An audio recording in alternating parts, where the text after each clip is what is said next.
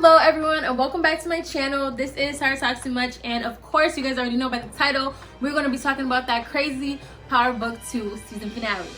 So as I said, I missed last week, I know, and I'm so mad at myself because last week's episode was so good, but this week's episode was just as good, probably better. It starts off as a meeting between Monet and Rico, the distro.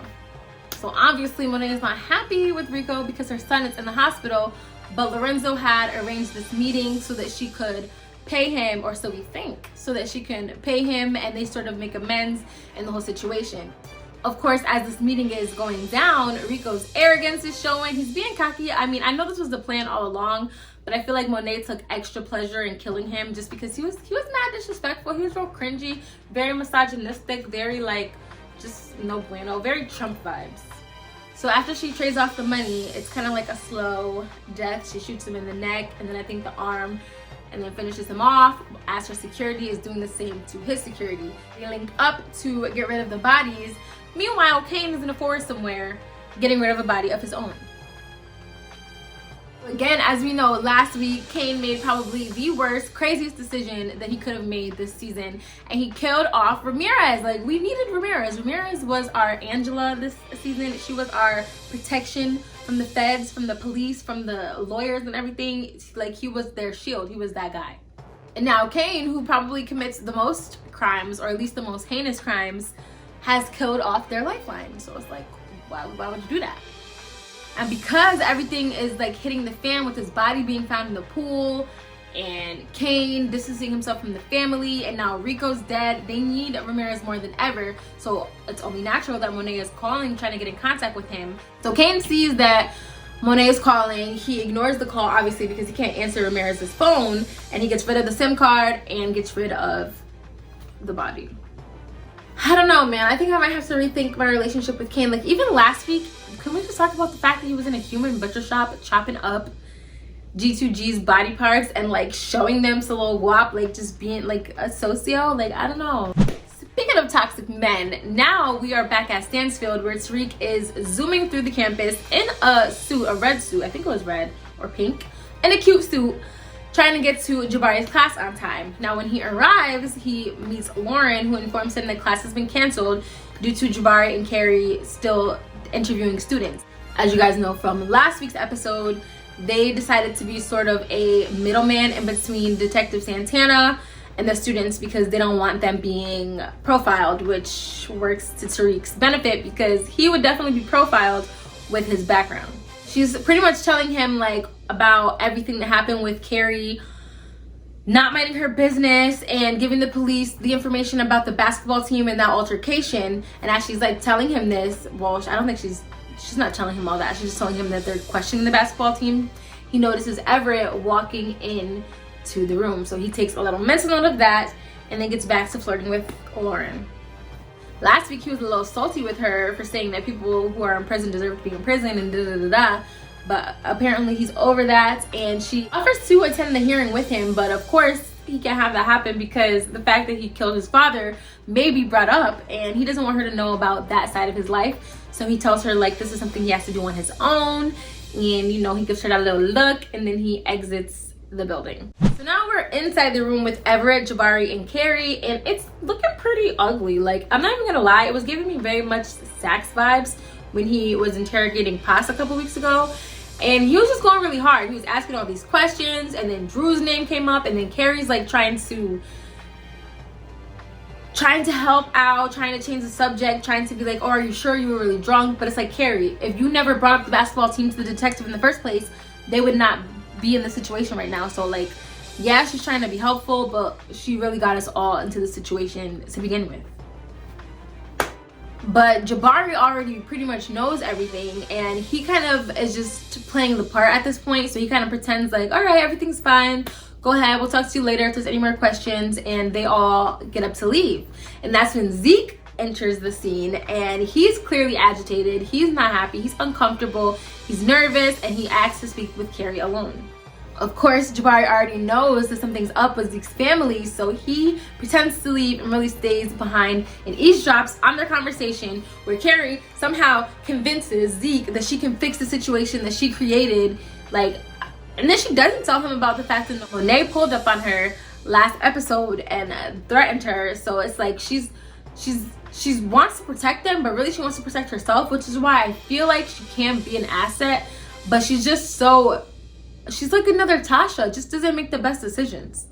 So after Jabari hears all this, he goes and does some more Googles. He finds a picture putting Tariq and Drew together at Zeke's basketball game. So it's clear that they all know each other and that that's how they all know each other. So he's connecting all of these dots. You guys already know how I feel about Jabari. So it's like, we already know what's going to happen. So let me just get there. Let me just get to that. Let's get to the recap. Speaking of Drew, we now find ourselves in his hospital room where Kane pulls up on him sort of to make sure he's okay, show his brotherly love, and Drew is just not feeling it. He's over him at this point. They both kind of feel betrayed after the last time they spoke, which was last episode, where he went to the warehouse and he saw little Guapo still alive. Kane had taken all their soldiers, and he's really the reason that they're in this predicament with Rico, because he wasn't playing his part that he was supposed to be, because he's out here wilding in the streets. So they both are hurt by each other. They both feel betrayed. Some words are exchanged, and Drew tells Kane pretty much that he's done with him and that he needs to get out of that room because he doesn't want to see him. He doesn't want Monet to see them. He just is done with him. Kane, of course, leaves feeling more wounded and more rejected by his family. And I really am mad that I didn't do the review last week, because I just felt like it was such a powerful episode, and we really see how his family lifestyle created the monster that he is. Like, I don't know, last week's episode was real deep. I like how they tied Frankenstein into it. Kudos to the writers. And I almost forgot to mention that during that scene, Kane low-key admits that he killed Ramirez. So that's what really set Drew off, and that's really what I think was his final straw. Now this is where things get juicy. Well, I mean, the whole season has been juicy, but this is where things really get juicy, because Tariq and Riley finally come face to face as their most authentic selves. Tariq as the boy that Riley's uncle believes murdered his father, and Riley as the snooping niece of the prosecutor trying to send Tariq and his mom pretty much to prison. I mean, he's not really trying to send Tasha to prison, but that's his goal at this point. But we know that he's really after Tariq. So Tariq is called to the stand, and the little boy is such a little smooth criminal. Like, I can't. In his little red devil suit, he throws Sax under the bus for being at Truth with a gun the night his father was murdered. He throws him under the bus for having followed him that night that he got really drunk and confessed everything to Ghost's grave, because he's like, you know, how did you know where I was going to be? I was drunk that night. Who drugged me? I didn't even know where I was going. How did you know? So he throws that in there. And then he throws McLaren under the... McLean. I don't know why I can call him McLaren. He throws McLean under the bus for knowing about everything since the trial began. So he doesn't cause a mistrial, but he causes so much commotion that the judge takes everyone to the chambers, and they sort of work out this backhand agreement. But the judge isn't even the one that makes any plans. She gets kicked out of her own office. Sax's boss comes in, and he's like, all right, listen up. Here's what's going to go down. You're going to testify that Tommy Egan was the kingpin and that he did all of this. And then we'll put you and your daughter in witness protection. Tariq can't go. Tariq and you have to agree to never speak on this again, and we won't press charges on you guys for the previous, you know, crimes that they got away with in power and the actual power. So that court scene was so crazy. Everybody, like, they're happy, but they're not happy. They're happy that Tasha gets to go home, but Tasha's not trying to testify against Tommy Egan, who's already trying to kill her. So mind you, Tasha and Tommy have some major beef from Power, where she killed the love of his life, and the fact that she's trying to pin Ghost's murder on him. So he's not feeling her, and she's not trying to testify in public to these things, especially when she knows that they're not even true. So Tasha's trying to run. She doesn't want to testify against Tommy. She doesn't want to put herself in any more danger, or Tariq, or Yaz, or her mother. Meanwhile, after the court scene, Riley heads over to Brayden to try to tell him to stay away from Tariq, and that he's bad, and that he's dangerous, and that he's selfish, and that he'll do anything to protect himself, which is all very true. But we all know that Riley can't be trusted either. And Brayden stays loyal to Tariq, which I wonder how in future seasons this will affect him. Like, should he have stayed with Riley? Should he have chosen Riley over Tariq? Because we all know that the things that Riley said are kind of true, and Tariq could eventually end up betraying Brayden to protect himself or his family. or putting him in a dangerous situation without letting him know, because as we know, he doesn't tell him everything that he needs to know. Very Ghost Tommy relationship. Brayden and Tariq are Ghost and Tommy 2.0, except for everybody thinks that Tommy's really Kane.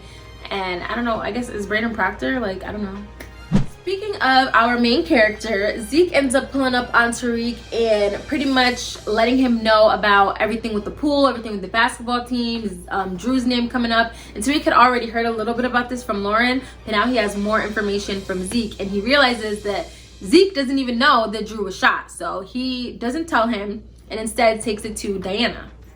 Diana ends up informing Tariq how Kane killed Ramirez. Now, I don't know if Drew told her this or if she figured it out herself, but I do know that Monet doesn't know at this point. So Tariq, Drew, Kane, and Diana all know that Ramirez is dead, and they all know that Kane is the one that did it at this point in time. And you know, Tariq and Diana share a little cute moment, and he talked, because as we know, last episode when the club was shot up, Tariq ended up protecting Diana from being hurt, and you know, Drew was hurt instead. But they shared a little moment, and I don't know, I just don't want them together. I just feel like Diana can do better. Tariq is dangerous, he's selfish, he lies to her, he fams her, he's talking to all these other girls. I feel like she just can do better. I think Tariq and Effie would be a match made in heaven, and I'm not gonna say it again. I want to see more of her next season. Speaking of things I'm not really here for, Jabari ends up texting Tariq and asking him if they can meet during his office hours to discuss things further. So as Tariq is heading to this meeting with Jabari, Brayden pulls up on him and tells him about everything that Riley said. And I feel like he low-key tells him, like, you know, she's kind of right, you should trust her. But instead he says, like, she wasn't all fake because she was there every day. Like, clearly she has genuine feelings for Brayden. You know, I don't know, there's a possibility of a rekindling next season, but I just don't see how that could work with him being involved in Tariq's lifestyle and Sax still being Sax. So during this scene, Brayden also brings up coursework and wanting to get back into business, even though he realizes that Tariq doesn't need the money anymore for the lawyer. He still feels like this is something he's good at, this is something he wants to do, this is something that he is passionate about.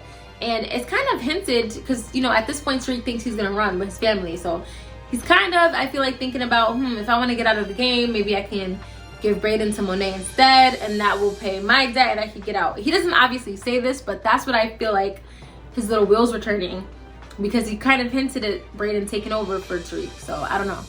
So now we are in Jabari's office, and he pretty much confronts Tariq about G2G, Drew, and the dead body in the pool. But instead of threatening to turn him into the police, he instead propositions him and asks for his, I guess, cooperation in writing the book in exchange for Jabari's cooperation with the police. He even offers to pay him some money, and so Tariq naturally pretends he's gonna think about it while he figures out what he's really gonna do with Jabari. They actually get interrupted by Santana, which is mad creepy, because as much as Jabari be talking, I was like, okay, he was right outside the door. What if he heard something? What if he heard everything? Like, you cannot trust cops, because they will not tell you what they know, and they will know more than you know. So now we take it to the moment I've been waiting for all season, where Monet and Tasha come face to face. And I like this scene because I feel like Mary is such a bad bitch. And I mean, Tasha's a bad bitch in her own right, but Mary's like that bitch. And you just want to see how their dynamics will be. Of course, Monet is like the tough one. She has the power in the situation. She has Lorenzo. She has, you know, she has that street security blanket that Tasha doesn't have anymore. Not without Ghost, not without Tommy. So Tasha comes in there and pretty much explains to Monet that she wants to get her family back together. She wants to get them out of this life, and that she's willing to buy Tariq out. At this point, with Kane being gone and with Rico being dead, Tariq is really all Monet has, and she's like, yeah, I hear you, but that's not gonna happen. But during this conversation, Tasha's sort of playing on Monet's motherly instincts, and she's also trying to relate to her as the wife of a drug lord and all of the things and insecurities and power dynamics that come with that. And they sort of bond for a second before Tommy comes and shoots up. So I wasn't sadly surprised when Tommy came, because somebody had spoiled it online, and I kind of knew that he was going to be in the episode. But it was exciting to see that, like, they didn't show him right away. They just showed the car, so you know it's him. You know he's back in town about to up.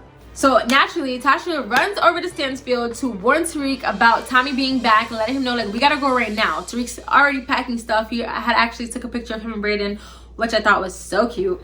And he's like, Mom, we can't leave tonight. We don't have no money. Like, let me just, give me some time. Like, we have to do this the right way. Of course, as always, Tariq is being the logical one in the situation, and Tasha is just being Tasha. She's like, oh, but, you know, I'm scared, whatever. Tommy's a killer. And Tariq, and this line, he was like, I am too, Ma. And I was like, he is, though. He's a killer. He got a couple bodies on him. And that's just crazy to think about. Like, if you think about Tariq's progression as a character, he really went from this little rich, spoiled, privileged kid to like this criminal. And it's just crazy, the progression or degression. I don't know. So, you know, Tasha wasn't the only one that was shot at. She's not the only one that has somebody after her and is scared. So Monet is talking to Lorenzo, thinking that Rico's the one that shot up the bar. The whole time it was Tommy. And they have this sort of weird exchange because she's feeling some type of way after her conversation with Tasha. She got all in her bag, you know, not feeling appreciated, not feeling heard, not feeling like she has a say over the situation, not feeling in control. And she's like, I'm the one that's running this stuff on the outside while you're caught up in prison. I'm the one that's in danger while you're safe in your cell. Like, I'm the one that has to deal with everything. And Ramirez is not answering the phone and I need him. And Lorenzo's like, you need him? You need him how? And she's like, find him. And he's like, there better not be anything going on between you guys. And she's like, there's not, just find him. And that was that. So clearly Lorenzo knew something was up, or he had a feeling or something, because how he just jumped to that conclusion just by her saying she needs him. She clearly needs his protection. I don't know, maybe he's just really jealous like that. But I feel like this could be a way that him and Kane maybe come together. Or this could make it worse if he finds out what Kane did. I don't know, we'll have to wait till the second season to find out. But this could be like, Kane could really flip it that he was trying to be loyal to his dad if he found out what was happening, so he killed him. I don't know. They could do a lot with that. They could do some stuff with that. But it looks like that might be how things go, because Lorenzo is at this point is like, we need Kane back. We need him. We don't have no soldiers. We're outnumbered. We're exposed. Like, we need some sort of muscle or it's gonna be a wrap.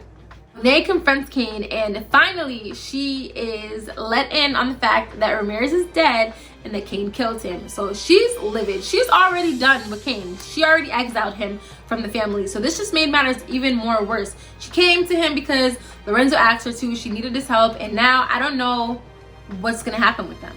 She starts going in on him, and she really digs her little knife into that Tariq wound and is like, well, at least I can trust him. I cannot trust you. So, you know, Kane, this is messing up with his self-esteem even more. He's getting more angry. He's gonna probably make another terrible decision really soon.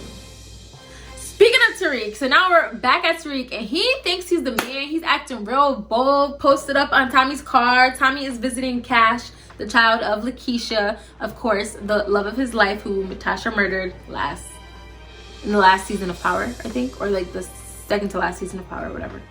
And Tommy pulls up at him like, listen, I told Ghost I wouldn't kill you, but I will still beat that.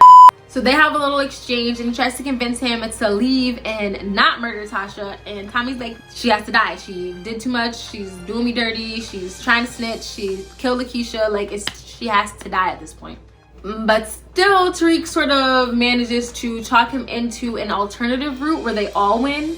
And so, So as Tommy's kind of mulling over what he's trying to do, Sax figures out that Tommy's back in town in the first place. So he wants to catch him so that he can save his job and continue to be the DA. So Sax tries to use Tasha as a way to lure Tommy into the feds, and she's driving, running errands, and he's after her or whatever. They go on a little high-speed chase, and he blows up and he dies.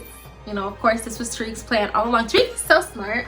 Like, he's so smart to come up with something like that. Another way to fuck Sax over, another way to sort of help his mom out and make it seem like she's cooperating, and a way to remove Tommy from the situation so that everybody can be safe. So it's hard to be like proud of him, because everything you're proud of is like some terrible crime that he's committing, but it's like you're just so proud that he keeps getting away with it. It's really bad. It's really toxic, our relationship with Tariq. And now we come to the part of the episode that I saw coming literally from the minute that Jabari first ever walked on to the Power set. I knew this was going to happen, because he just was doing the absolute most the whole time, never minding his business, just knowing way too much information. Him and Tariq meet up at a park so he can give him the money that he promised him for the advance if he helps him with his book. This is the money Tariq is gonna use to help his mom run, or so I thought. So what I had thought when I was watching this was that he was gonna use the money that Jabari gave him to pay Tommy to leave, but that doesn't end up happening, obviously. So now we are at the part of the episode where Jabari catches a bullet, finally. We've been waiting for this the whole season. But he and Tariq link up in the park at night so he can give him the money from his book advance so that Tariq will cooperate with him in the writing of said book. Now, as this is happening, instead of just giving him the money and going about his day, which probably could have bought him at least another month or two of life, Jabari decides to just talk and say these names and say how he can help. And Kane, who's probably trying to kill Tariq again, hears this, comes out behind up from a tree and just shoots Jabari dead in the chest. So he's laying on the ground bleeding out. Tariq is like, what is going on? He's trying to talk Kane down because he don't want to die, and he's not trying to have Kane catch another body even though he already shot him. So it's like, hello. Tariq ends up connecting with Kane in a way. He's like, you know, I already told him my name. I'm not going to try to kill you. You're doing way too much. You're making it way too high. You already killed Ramirez. Like, we can't have all this heat on us. We don't have no security blanket. We're just out here fully exposed, and you're just adding more and more heat to the campus. Now a college professor is going to be dead, and Tariq and the professor Zeke, they're all connected. This is all connected. Like, it's going to fall back on them if they get caught. So Tariq thinks on his toes. Kane has Ramirez's gun. He's like, all right, that's the gun used to kill Ramirez. We use this to kill Jabari. We tie up all the loose ends. So you go somewhere and be in public so nobody suspects it's you, and I'll handle this. So Jabari is still conscious and he's bleeding out. He hears everything and he's like, oh yeah, Tariq, that was such a great idea. Like, please call an ambulance. I'm losing a lot of blood here. Da, da, da, da. And Tariq just has that moment where he's like, bro, if you would have just minded your business, if you weren't following me, if you weren't trying to write books about me, you would have just lived your life and let me do me, we wouldn't be in this situation. He's like, I don't want to kill you. I don't want to be a killer, but it always comes down, he's like, it always comes between, no, he was like, it always comes down to me and my family and a gun. And like, killed him. He smoked him. So I don't know, that was crazy to me. I knew Jabari was gonna die, but I thought Kane was gonna be the one to do it. Like, even before this episode, I always just knew it was gonna be Kane that killed Jabari because Jabari was doing too much. I never thought that Tariq was going to have to point blank shoot his professor. Like, that's a lot. And I feel like, I don't know if he's becoming desensitized to it, because I remember earlier in the season when he was trying to help Drew get rid of that body and the blood splattering on him, it was traumatizing. So I don't know if it's becoming more easy or if he's just being able to mask his emotions better or what, but that's a lot. The whole time Kane doesn't go into a public place because he doesn't listen. He doesn't follow directions well, which I know I have to do better in my choice of men. And he hears everything. He like smiles. He hears about the fact that Tariq killed Ghost. He hears everything that he says to Jabari. And most importantly, he hears that Tariq is always gonna do whatever it takes to protect his family. So I don't know if that's good or bad. I don't know if he felt like he was getting intel or ammo, or I don't know if that helped bond him to Tariq a little bit more. I am excited to see how their relationship develops, because Tariq is gonna advocate to Monet for him. So I don't know. We'll see. I'm excited. Like I said before, I feel like Brayden, Tariq, and Kane would really be a force. They could be their own organization. They could be their own. They could give Lorenzo a run for his money. I really think that they could get the street unlocked because they just all bring so much to the table. So, Brayden has the protection, Tariq has the brains, and Kane has the bronze. So, just saying, that's where you guys can take it next season. So while things are going good for our good guys, things are looking not so great for our bad guys. So Sax is cleaning out his office. He's gonna go work for his little brother or something like that. And Davis comes in and sees that. He's like, no, sir. You're way too valuable. You're way too good of a lawyer. In my sleazy firm, we could use you. Sax and McLean will be working together. I don't know if that's gonna be brought into the second season. I don't know if that's going to be their own thing. I don't know what's going to happen with that, but I do know that I don't understand how Sax keeps winning. I don't get it. Proctor gets shot and killed, okay? Lisa Marie, or I think that was her name, has to grow up without a father, but Sax gets to make all this money just being a loser. Like, I don't know.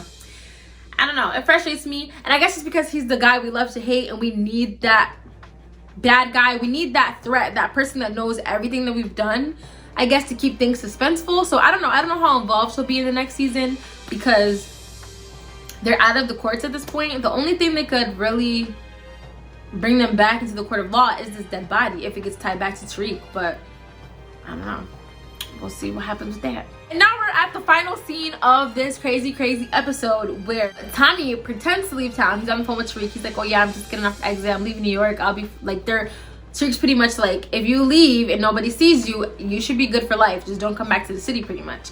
And he's like, all right, bet, I'm leaving, Whole time he's really trying to finish his mission and kill Tasha. Tyrauniquee is smart, so he gets that feeling. He sets up a whole situation where his mom has to go with the witness protection people that night. He's like, there's another threat has been put on her life, and she gets out of there.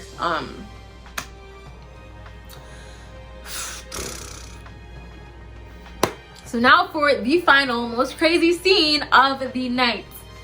Tasha is at Raina's grave saying goodbye. Tyrauniquee and Tommy are on the phone doing the same thing, and you know, Tyrauniquee is pretty much like, if you don't come back to the city, you should be fine. As long as no one recognizes you, as far as the NYPD is concerned, you're dead.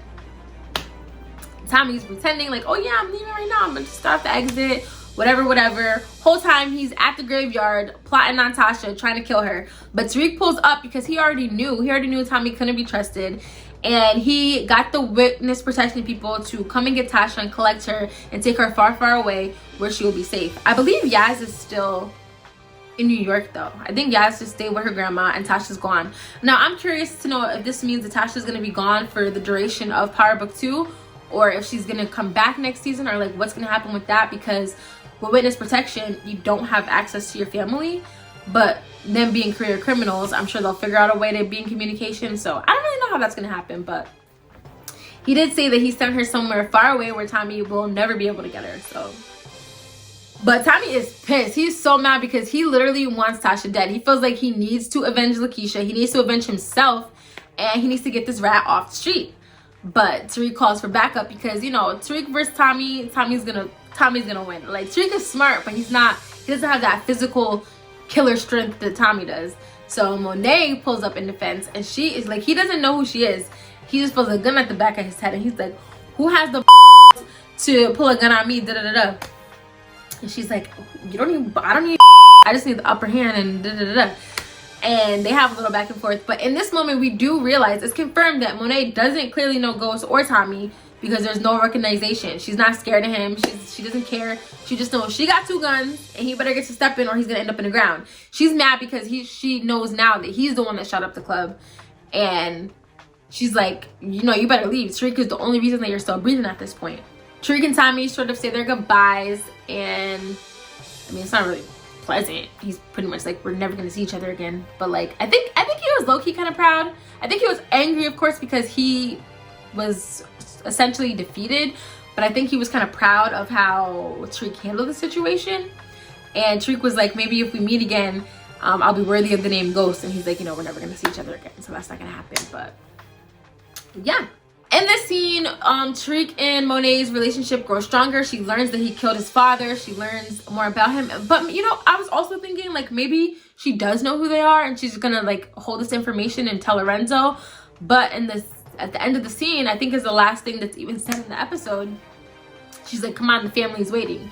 So he's officially a Tejada. So I would call him Tyrauniquee Tejada at this point. His mom is gone, his dad is dead, his twin is dead, his little sister and his grandma are somewhere else, Tommy's gone, like all his people that he grew up with, his support system, his lifeline, everybody's gone. It's all new people. It's all the Tejadas. It's Brayden and the Tejadas. Those are his new family, and I guess Lauren and Effie. But that episode was so crazy. So much happened. Like, so much happened. I feel like so many loose ends were tied. Like, we got closure with Tommy. We got closure with Tasha. We didn't get closure with Sax because now he has a new job, so I'm nervous about that. I don't know, man. I feel like next season's gonna be crazy. There's so much we're gonna have to figure out. We're gonna have to figure out, are Riley and Brayden gonna get the packs together, and what that's gonna look like for Tyrauniquee. We have to figure out what's gonna happen with his body in the pool. Are they gonna connect the dots? I mean, the dots are already connected to Drew and the Tejadas, but with Jabari dead, is that gonna bring more attention to it? Is it gonna help the situation? Is it gonna make it worse? We don't know at this point. Tariq, he's officially alone. Mom's gone. Like I said, everybody's gone. So he's by himself, has to support himself. How is that going to be on his mental health? Like, what's going on with that? He still has the pressure of school. He still has to get a 3.0 or a 3.8 or whatever to get this money. There's still so much happening with that. Drew, Everett, like, we never got closure with that. We don't know what's going on with them. It's just, there's literally so much that needs to be sorted out in season 2. And I literally can't wait. But that is all for today's video. If you guys did enjoy this video, make sure you give it a thumbs up. Make sure you comment down below what was the craziest scene, your thoughts on what's going to happen next season. And as always, be sure to subscribe. Make sure you turn on your post notifications so that you're updated every time I upload. And thank you guys so much for watching, and I will see you in the next video. Bye.